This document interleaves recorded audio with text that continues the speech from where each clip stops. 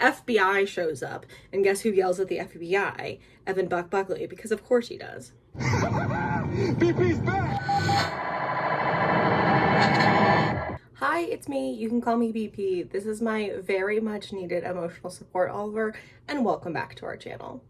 Today, we are going to be discussing Season 8, Episode 15 of 911, entitled Lab Rats. And Oliver is here because he knows how emotionally traumatizing that episode was.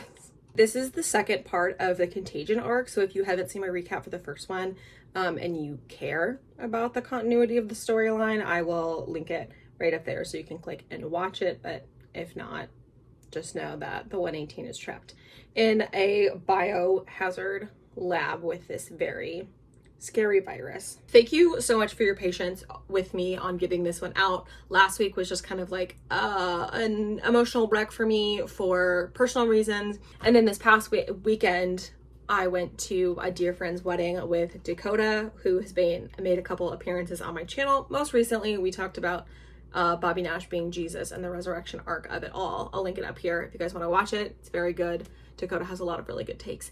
Here I am. We'll talk about the best recap I can give you because it's been a while since I've seen the episode, and then kind of like what I think is going to happen moving forward, even though I have no idea. I'm just grasping at straws at this point in time. I'm doing whatever I can to stay afloat.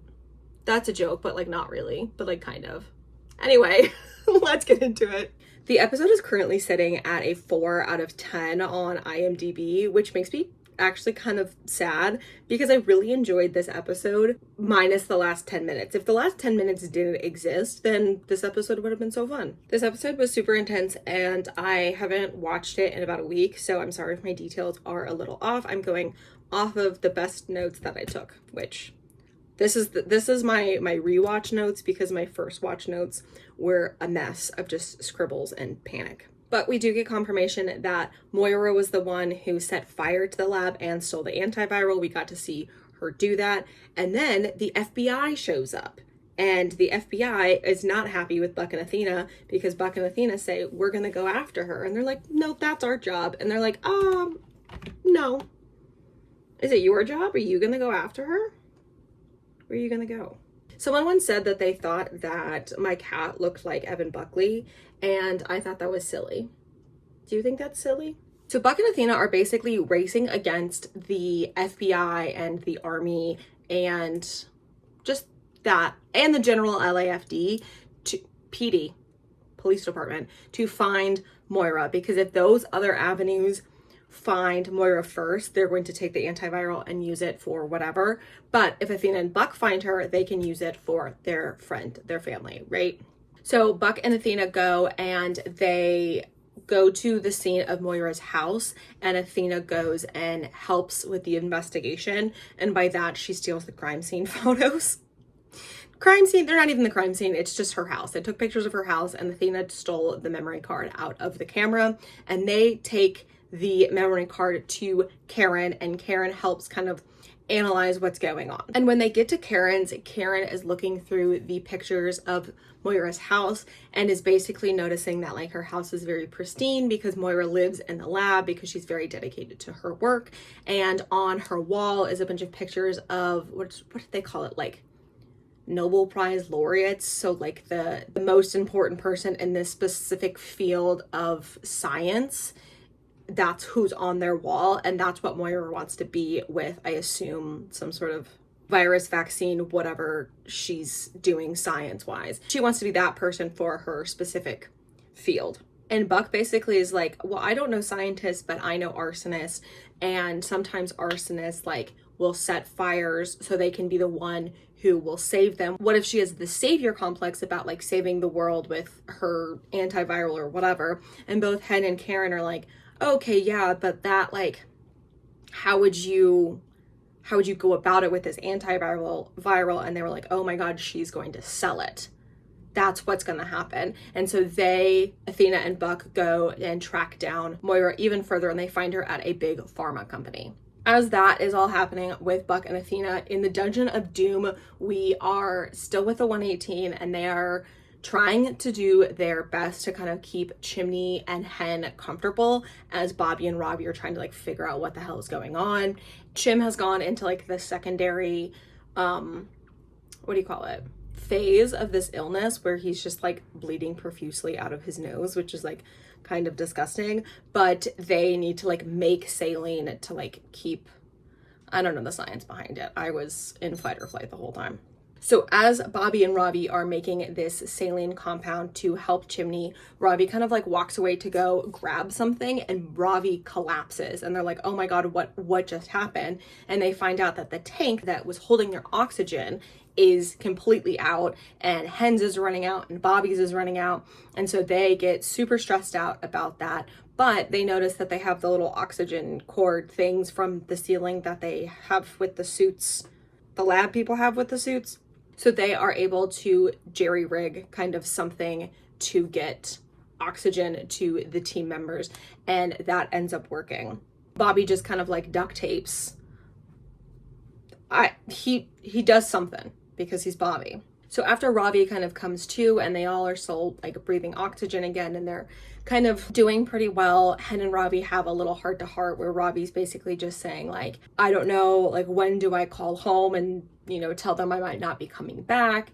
And Hen kind of gives him the advice of like, you just kind of have to like figure out where that line is, because once kind of that first domino is knocked over, your people will start to get even more worried every time you kind of go out on a call. So Robbie does not end up calling home, but while Chimney is kind of struggling, Bobby goes over and he's like talking with Chimney and they have a very sweet heart to heart. And Chimney basically tells Bobby like, hey, in the good likelihood that I'm not going to make it out of here, I need you to promise me to take care of my family. Maddie's going to act like she's okay, but she's not going to be okay. I need you to check in on her. I need you to do all of these things for me. And Bobby's like, yeah, okay, like, I got it. And then Bobby takes his phone, I think it's his phone, and he FaceTimes Maddie and is basically like, hey, keep him awake for me, ha ha ha.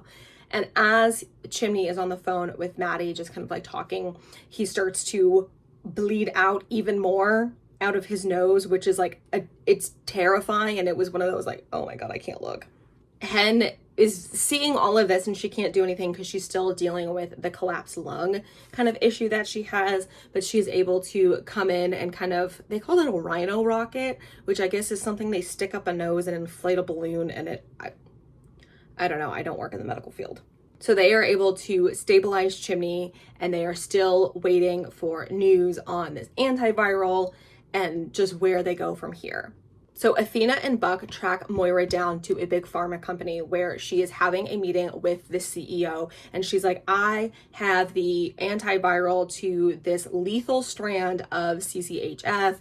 And the CEO is like, okay, well, like maybe 30,000 people get that a year. And that's not like here, it's in other parts of the world. The CEO is basically like, that's not really a thing that like is that big of a deal. Like no one has that here. And she's like, well, they're about to. Hello, what the fuck? So that comment freaks out the CEO. So he calls 911. And as this is happening, Athena and Buck track Moira's car to the big pharma company and they go in to find her. And the CEO is like, oh my gosh, you guys came so quickly. And Athena's like, yeah, we did. Buck, you keep watch because we're about to have company. So Athena goes up to meet with Moira. And Moira has hidden the antiviral, the sparkly Stanley tumbler that holds the antiviral key to the world. But Athena eventually finds the antiviral and arrests Moira. And as this is happening, Buck is like running up the stairs being like, oh, we got company, we gotta go. And so they're leaving and they're starting to go downstairs. And Buck is like, no, I have something else. We gotta go up. And so they go up to the roof and guess who shows up? Crazy. Athena goes, you called your boyfriend? And Buck goes, ex-boyfriend. And Tommy shows up and Buck and Moira and Athena are going towards the helicopter and Athena's like, I have to go take this call, like whatever. So we only see Buck and Moira get into the helicopter. So as Tommy and the helicopter crew, the people in his helicopter, are flying around. Buck is basically like, thanks for doing this for me. And Tommy's like, I didn't do it for you, I did it for Chimney. And also kind of for you. And Buck is like, oh, sweet. Whatever. Then there's a radio call that comes into Thomason, and he basically, it's the United States Army, and they're like, yeah, we need you to come land. And Tommy's like, no. And they're like, oh, okay, well, joke's on you. Here's a helicopter that's going to escort you so you will land. And Tommy's like, yeah, not happening. And like tries to outrun an Army helicopter. And then another Army helicopter shows up, and he's like, there's two. And they're just like awkwardly in this like weird dogfight above LA, which like timing of it is interesting because they left the big pharma building when it was still bright outside. And then it was like pitch black when this whole like chase was happening. So like, I didn't think it was that far away, and I thought helicopters were faster than that. Doesn't matter. I also don't care what people said. I thought this scene was fun. I thought it was really fun, and it was really entertaining, and it probably cost them a lot of money, but I don't care. Tommy eventually then flies the helicopter into Los Angeles Memorial Coliseum and lands the helicopter on the middle of the football field. Which was so silly. And then you see the Army and the FBI like file in, and I thought it was really cool. I thought it was a really fun shot. Whatever. Like I said, I loved this episode, and if the last 10 minutes didn't exist, I would have thoroughly enjoyed this episode a lot more.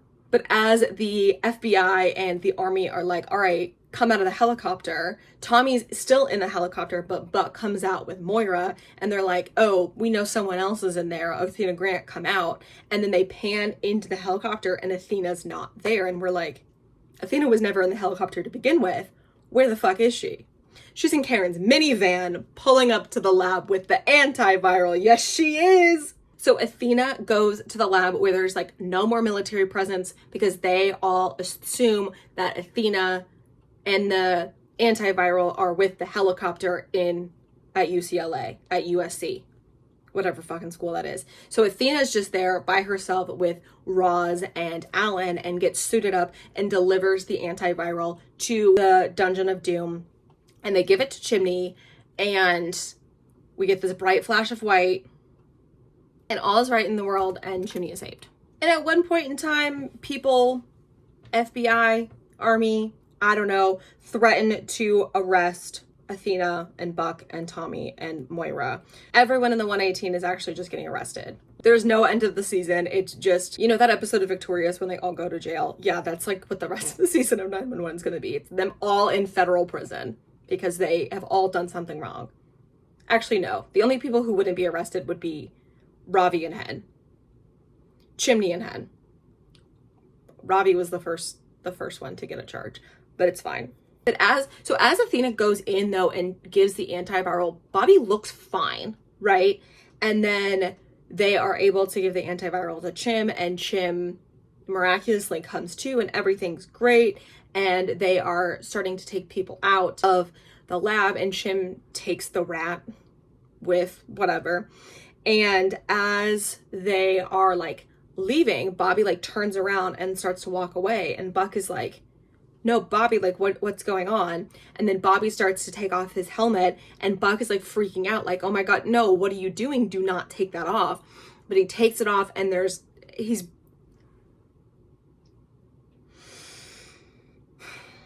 he has a nosebleed, and Buck is like, oh my God, you've been infected too. And Bobby like looks at him and is like, they're gonna need you, Buck. And Buck is like, no. And then Bobby looks at him and he just goes, I love you, kid.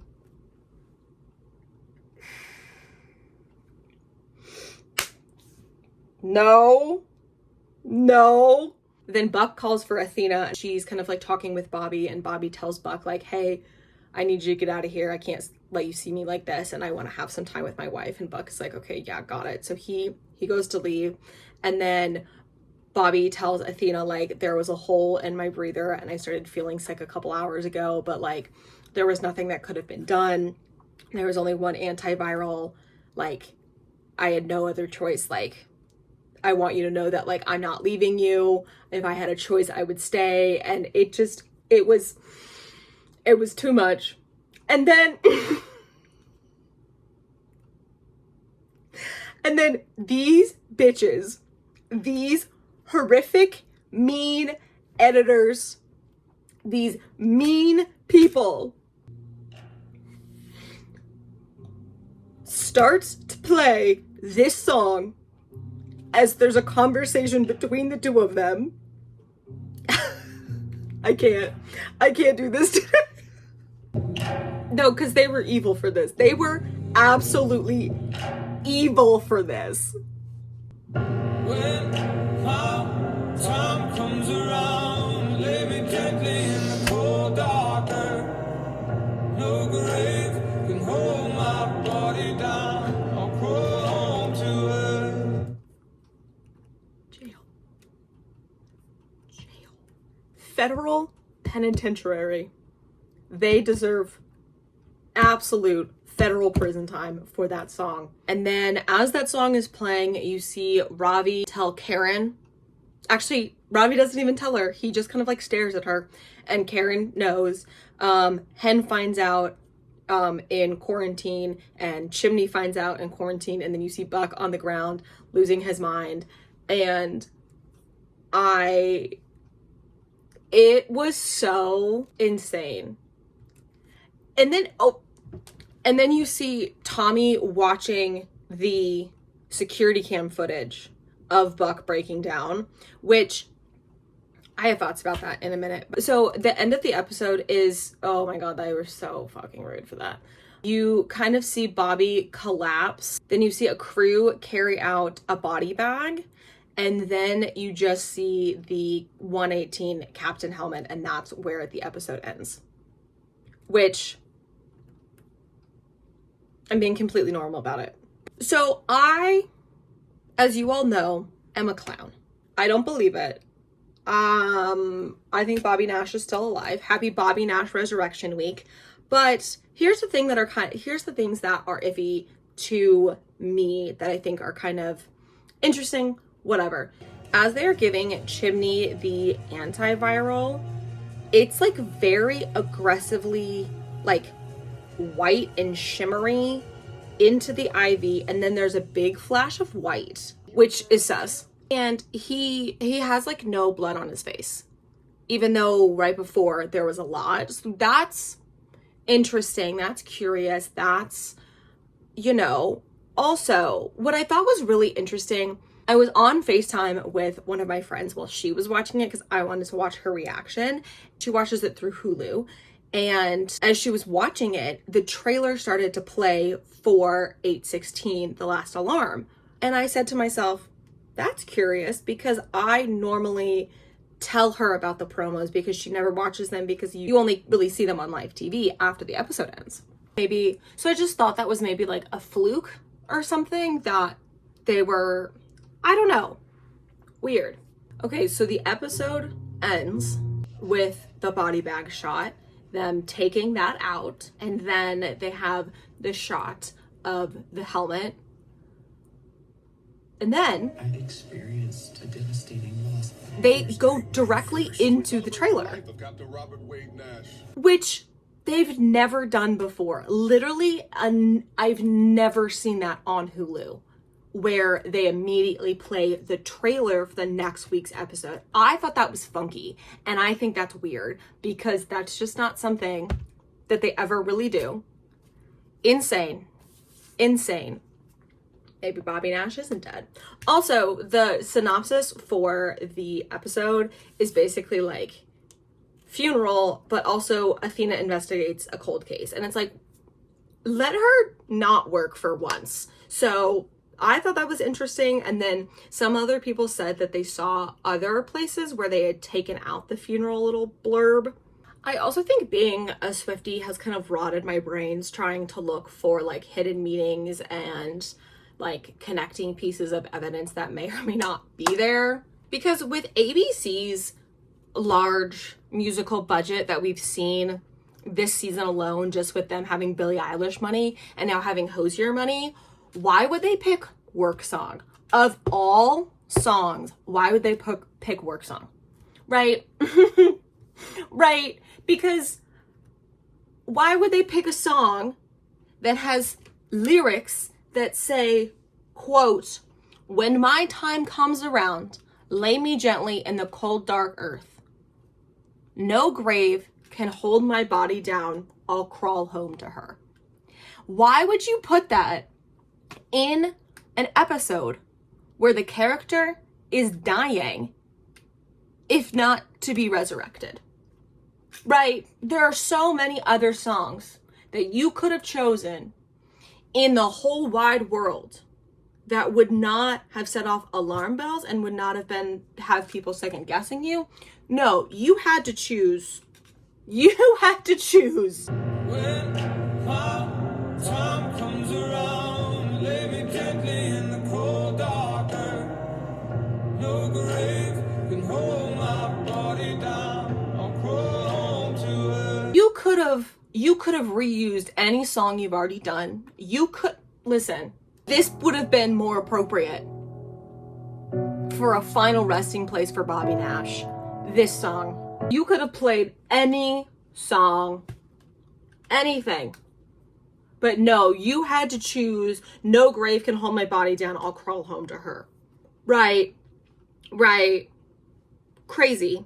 Absolutely crazy. And also, like, that was especially sus for the supposed leaks / prank that we got of people thinking Bobby's getting buried alive. Right? Like, that's what's suspicious, is that it mirrors exactly of, like, listen, I don't know what I'm about to do in a couple days if Bobby Nash doesn't call 911 from the coffin, right? And I know a lot of people are like, well, that doesn't make any sense. Like, why would he? Listen, the man died. The man died of some incredibly dangerous virus. Why are they going to autopsy him? Just put him in the box and put him on the back of the fire truck and call it good. And we know Bobby has his phone on him because we saw it earlier in the episode. So, like, it's not completely out of the realm of possibility here, right? Right. Then what's also really frustrating is that, yay, we get Eddie Diaz back on our screen, but, like, boo, Eddie allegedly finds out on a phone call off screen. We don't get to see that, which is frustrating and depressing. And people are like, well, why did we get to see Tommy's reaction and not Eddie's? And I'm like, true. It would have felt weird if we saw Eddie's reaction in that episode, but I'm going to be upset if we don't see it in 816. And I also think that showing Tommy in that scene where he's just by himself watching Buck on the security cam footage. I mean, granted, I think he was under arrest, but it doesn't matter. I think it just kind of emphasizes the fact that, like, Tommy is not a part of the 118 and he's just kind of like an outsider in it. I don't know. Why is Tommy in the processional for Bobby's funeral? I don't know. I'm upset with that. Why is he there? You don't even work here anymore. Looking ahead, 816 is the last alarm, which is the alleged Bobby funeral. And then after that, we've got Don't Drink the Water, allegedly. And then allegedly after that, for the season finale, because we're only 3 episodes left in the season, which is crazy when you think about it, is called Seismic Shifts. And from the behind the scenes pictures that we've gotten, it looked like some sort of bridge collapse, earthquake, something with a lot of rubble. These people's peapod just died. Why are we throwing them back out into everything? What the hell? Also, Eddie Diaz is back. Super excited about that. But Gerard is also back. Is there not another fucking captain that we could put with them? Is he the only captain that we could do? Could we not promote anyone else? No, just him? All right, cool. I'm very confused on where we're going. And I would love to tell you that Tim Minear is an evil genius, but right now he's just giving evil. He hasn't gotten the genius term from me yet, but we'll see what happens with the rest of the season, because I'm scared and I'm nervous. And just from, like, a fan point of view, like, I know a lot of people are like, oh, well, like, why are people so upset about the whole Bobby thing? I could go on and on about that. Mainly because it took him 8 seasons to finally do a major character death. And why would you wait 8 seasons if, like, it didn't make a lot of sense. And so I'm like, hopefully things will start to make sense the more content we get. But right now it's just kind of like, what? Huh? Where are we going with this? Are we absolutely sure what direction we are going? My hopes for Buddy for the end of season 8 are like kind of out the window. They're like one hand on either side of the window, 1 foot out of the window, like ready at any given time to just like eat, jump. Just out of like a ground level window, not anything crazy, just like ground level. And I know like Dr. Odyssey, I think, is going back to a tsunami arc towards the end of the season. So I'm going to be interested to see if seismic shifts and the Dr. Odyssey thing connect. Also, Eddie Diaz is back. How does Eddie get back? How does Christopher come back? What are we doing there? Is there going to be a time jump? Is it going to be like Bobby's funeral 3 months later and now Eddie and Christopher are back? Also, Eddie bought a house in Texas. He bought it and was working to fix it up, and now he's just going to come back. He's just going to come back like nothing ever happened. Hey baby, why didn't we rent a house? Why didn't we rent an apartment? Right? I know we talked about Buck and his shit credit score, but like, Eddie, honey, let's talk about yours. Crazy. And then is Eddie coming back to the house? And then is it going to be Buddy's roommates era? What are we doing there? Also, where do we go for season 9? I'm so intrigued, and I have a lot of thoughts about this season as a whole. And so I'm excited to rewatch it all after the season finale ends. And like I said, I want a cliffhanger. I said that at the end of season 7, and I didn't get my cliffhanger. And I want a cliffhanger now. Even though I'm scared the cliffhanger... Never mind, I think I take that back, because I said that before they started killing off peepaws. But now maybe I don't want a cliffhanger, because now maybe... What did you think of the episode? Did you like it? Did you like the whole thing? Did you like everything but the last 10 minutes? Do you think that this makes sense? Where do you think we're going? Do you have any thoughts about Don't Drink the Water? About seismic shifts, ? Allegedly? Are you a Bobby Nash resurrection truther? Anyway, let me know. I'm nervous, but I think it'll be fun. I think it'll be fine. But yeah, we shall see. And I will see you in my next one. Bye.